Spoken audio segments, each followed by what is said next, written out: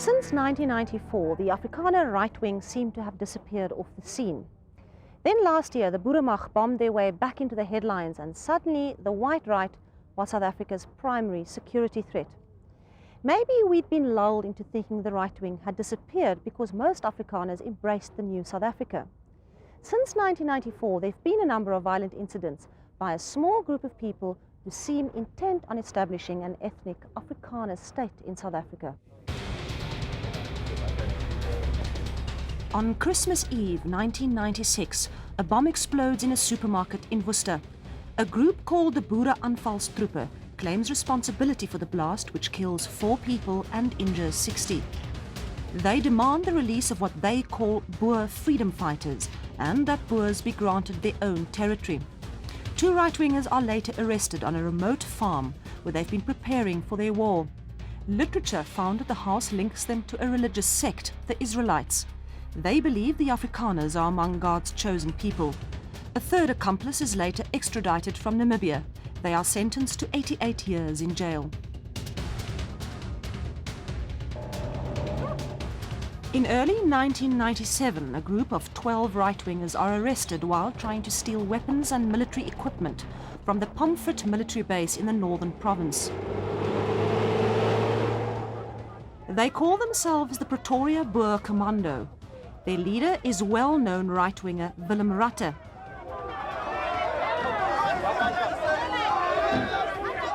He's a higher-ranking ex-Special Forces member of the old SADF. Ratte is sentenced to 7 years in prison. This was not Ratte's first stint in prison, though, for right-wing activities. A year earlier, he'd been released from prison on bail after a hunger strike. On the day of his release, he's welcomed by a crowd displaying the old South African flag and those of the Boer Republics. They call him Commandant, a military title from the old Boer Army.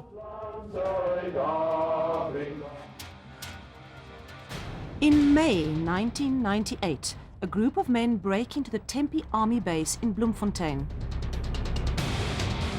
Over 100 weapons, including machine guns, rocket-propelled grenades, mortars and night vision equipment, are stolen. 2 weeks later, the same group rob a Tempe army truck. They murder the black occupants and make off with machine guns and ammunition worth millions of rands. 4 men are arrested and tried for theft, robbery and murder. They're alleged to be members of a new organization called Die Volk. There are indications that the 4 are also members of the right-wing religious sect, the Israel Identity.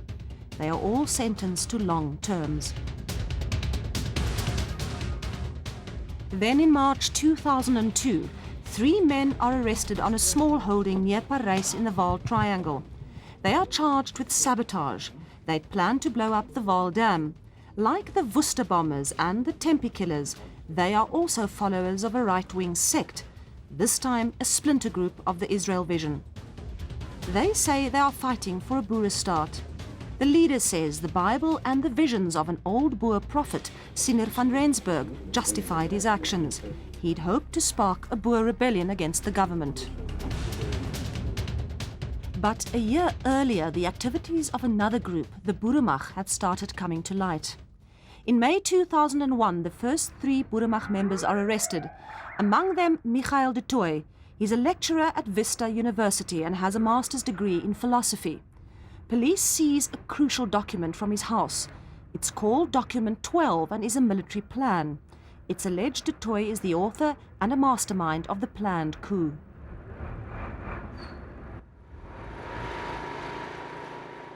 In September last year, the police say they've uncovered a Boeremag plan to bomb the Sustainable Development Summit in Johannesburg. Later the same month, they find a truck parked in an industrial area of Lichtenburg in the northwest province. It's packed with ammunition, petrol bombs, food, military and medical equipment. Small arms ammunition. There are also a number of neo-Nazi badges. Police believe the truck was to have served as a mobile headquarters in the event of a conflict. Jeez. Where would you get hold of that type of thing? Only the military uses it. More or less weekend grabs. From these here, Commissioner, I'll come to that now. Yes, electric detonators.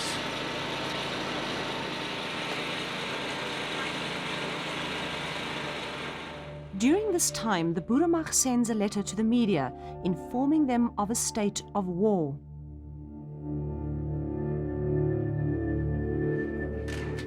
Shortly afterwards, an arms cache is found on a farm near Modimolle in Limpopo province. This includes large amounts of explosive material, bomb canisters and ammunition.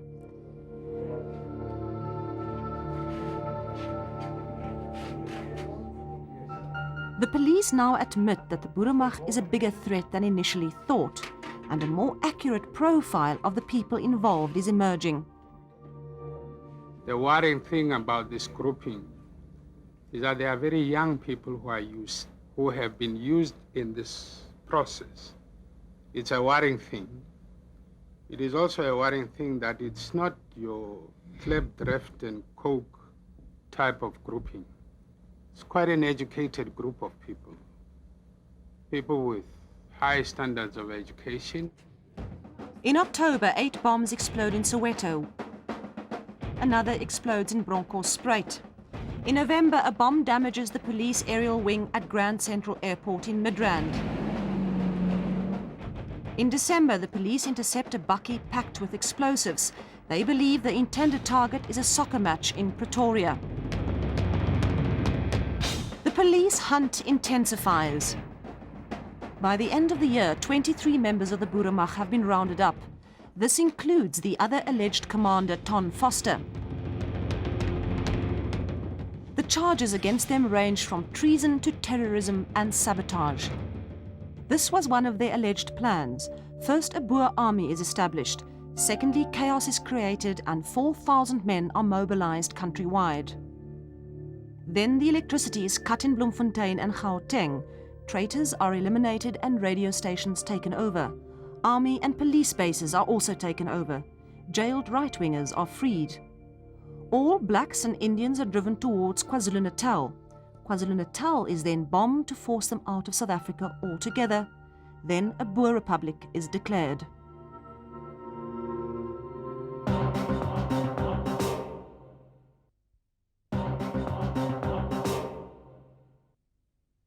What is it that made a small group of men think they could start a war in South Africa and win? Well, the answer might lie here on the plains of the Northwest Province, because it's here where the spirit of an old Boer prophet still roams. Siener van Rensburg lived in the district of Wolmaranstad. He died in 1926, but during his lifetime he had many visions that he said foreshadowed things to come. And it's now emerging that the members of the Boeremag looked to the prophecies of Siener van Rensburg for guidance and inspiration. Some years ago, Special Assignment broadcast a program on Siener van Rensburg. Let's take a look at what it said.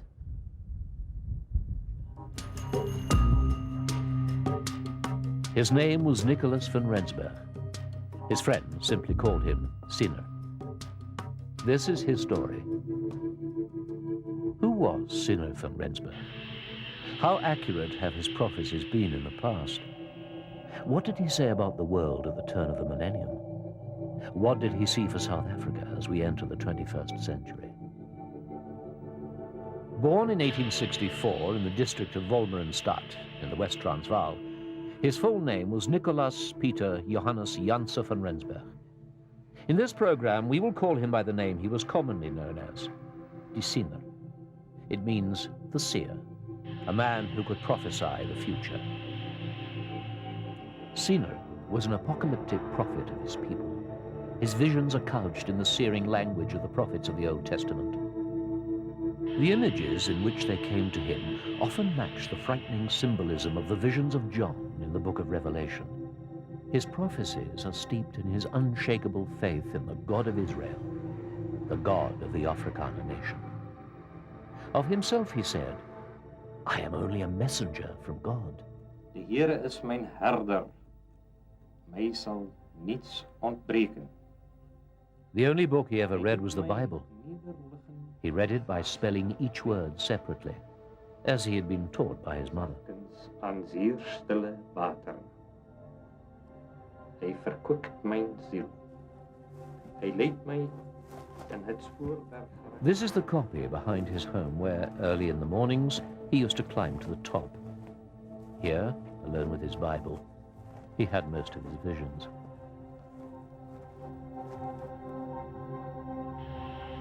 In later years, he dictated what he saw to his daughter, Siener van Rensburg. Sitting in the voorkamer with her father, she wrote down the prophecies in the school exercise books of the time.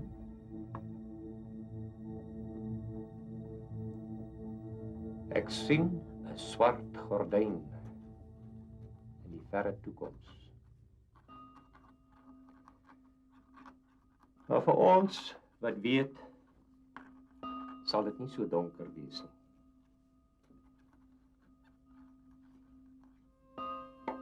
Die Here se hand sal wees op ons volk.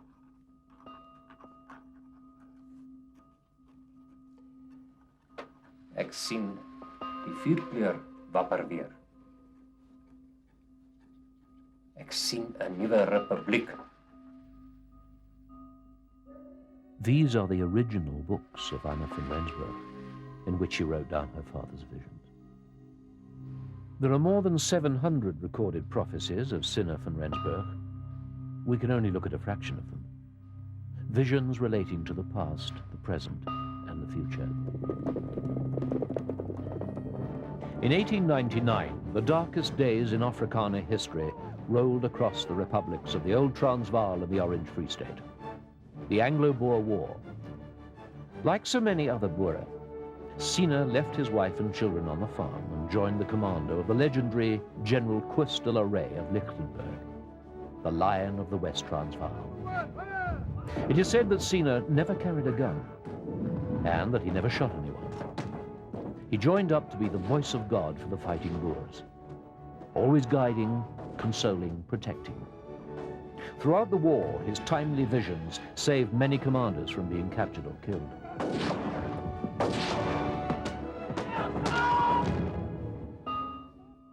Siener van Rensburg saw the future in the symbols of his time. For instance, a thatched house was the Boer Parliament. A man without his hat meant death. It was the prophecy of the death of General Koos de la Rey, the man without the hat, that immortalized Nicholas Siener van Rensburg as the greatest prophet the Afrikaner nation had ever had. On Saturday, July the 11th, 1914, shortly before the start of the First World War, the Siener unexpectedly visited de la Rey on his farm near Lichtenburg. De la Rey was on his way to negotiate with the Union government to try to prevent a rebellion by the Boers opposed to South Africa joining Britain in the war. The Siener came to warn de la Rey of a vision he'd had. He implored him not to go to Pretoria. This vision was recorded by de la Rey's daughter, Polly, who was present when Siener spoke to her father. I see a white paper with the numbers 1 and 5 on it. The white paper with the black 15 hangs over Lichtenburg. Then I see you, and you are without your hat. I see night falling. A black cloth of mourning hangs over the town. I see a long wagon pulled by steam. Many steam wagons. I see a commando on horseback arriving from Schweizer Reneke. They sleep in the open. It is not war. I see flowers, flowers everywhere. Oom moet versigtig wees asseblief.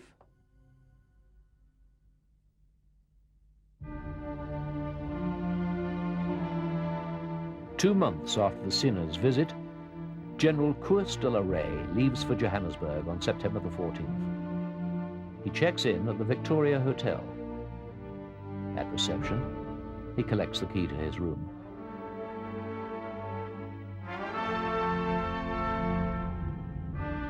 He is given room 15. On Tuesday evening, September the 15th, he departs with General Beyers for a crisis meeting in Potchefstroom. They travel by car. In Lalagte, they run into a roadblock set up by the police to catch the notorious Foster gang. A shot rings out. De la Rey is killed. The Lion of the West is no more. 40 special trains ran to Lichtenberg for his funeral. The commando arrived from White-Supremacist. The folk mourned the passing of one of the greatest of the old Boer generals. Everything happened just as Siener van Rensburg had prophesied.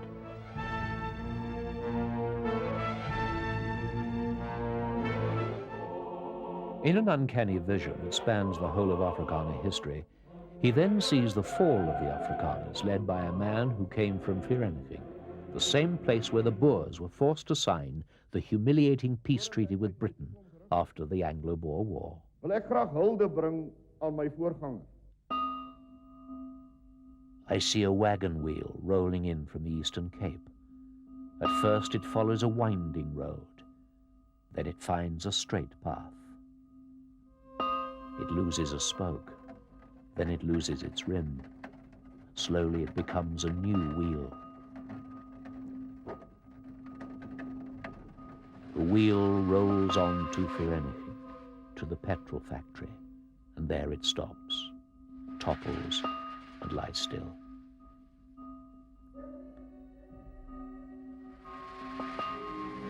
The mention of a petrol factory is startling in this vision. In Siener's time, cars were few and far between. The oil and petrol from coal complex at Sasol near Vereniging was built in 1950. The rest of the prophecy is explained by scholars as follows. The wagon wheel rolling from the Eastern Cape is the Great Track. It follows a winding path. Then, as the Boer Republics are formed, it runs a straight course. The losing of the spokes and rim is symbolic of British intervention, the Anglo-Boer War, and subsequent loss of power by the Afrikaners.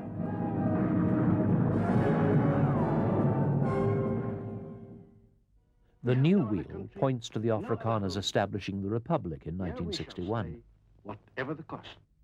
All reasonable people De Klerk was MP for Vereniging when he came to power. His first speech as president was made there. He is the one who finally topples the wheel of the Afrikaners' rule. And then he fades from the scene. My first public address after my inauguration as state president. I repeat that statement. Shortly before his death in 1926, the Siener talked about a recurring vision he'd had. I see a small, emaciated black boy rising up out of the earth. I see him grow into a mighty warrior. He rises up to his full stature from the earth. Above his head, he lifts his assegai and shield up to the sky. His shadow falls across the whole of our land.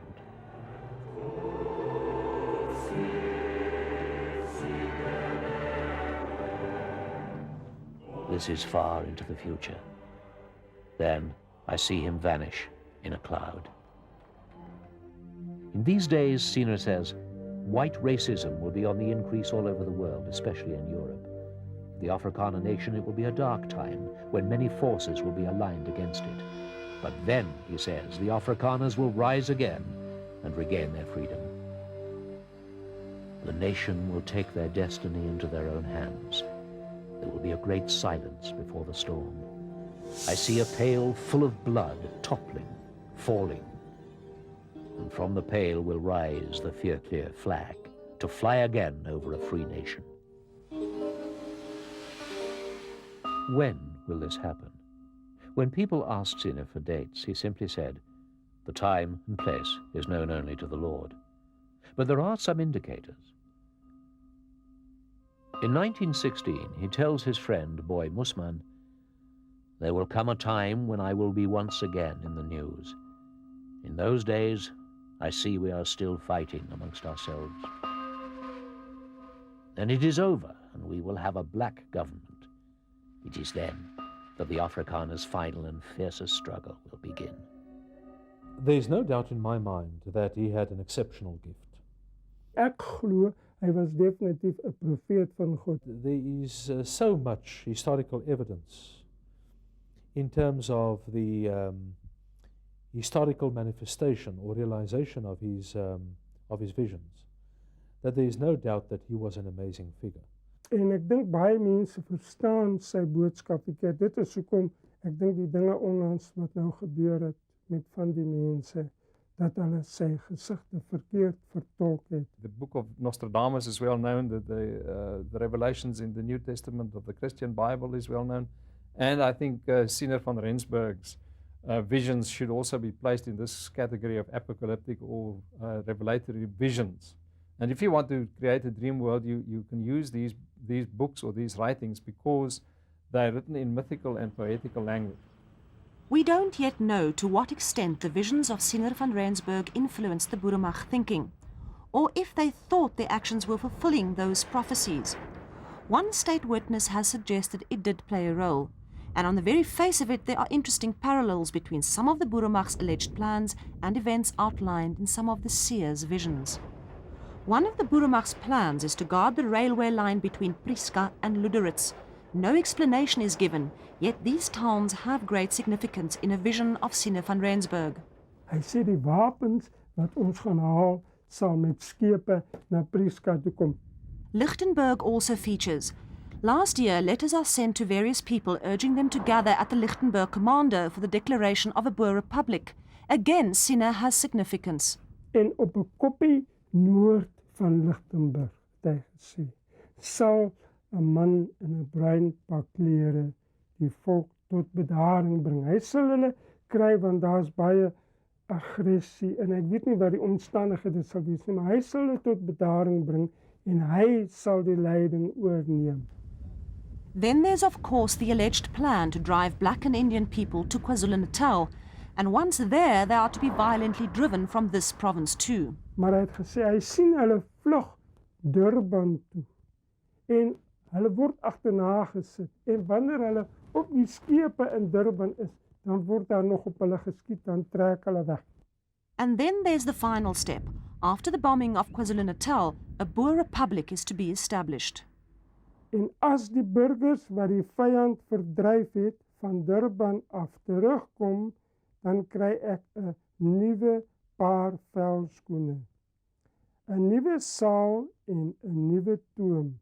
Dit beteken 'n permanente regering en 'n heel nuwe begin. Scholars agree on the historical importance of the seer, but they differ on the interpretation of his visions. When he saw freedom for the Afrikaner, did he mean they should take up arms? Dit gaan nie werk nie. Hy het ook gesê dit sal misluk, jy weet. Many of these individualistic interpretations have, over the time, proved themselves to be not true, because they were forced into another historical paradigm or context. So people feel threatened. And it's not unnatural that such, or unusual, I should rather say, that in such circumstances people think that they can re-establish the old order.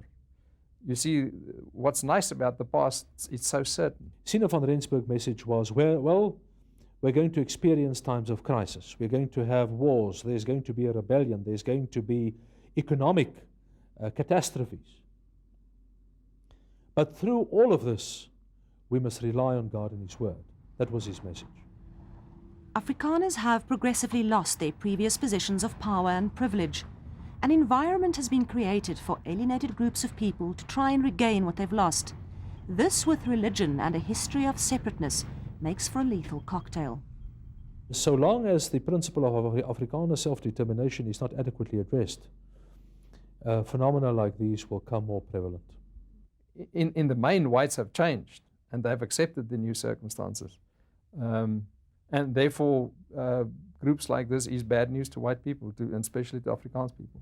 The Boeremag trial was postponed again yesterday, but it will be here at the Palace of Justice in Pretoria, where the 22 right-wingers will eventually come face to face with the justice system of the government they allegedly wanted to overthrow.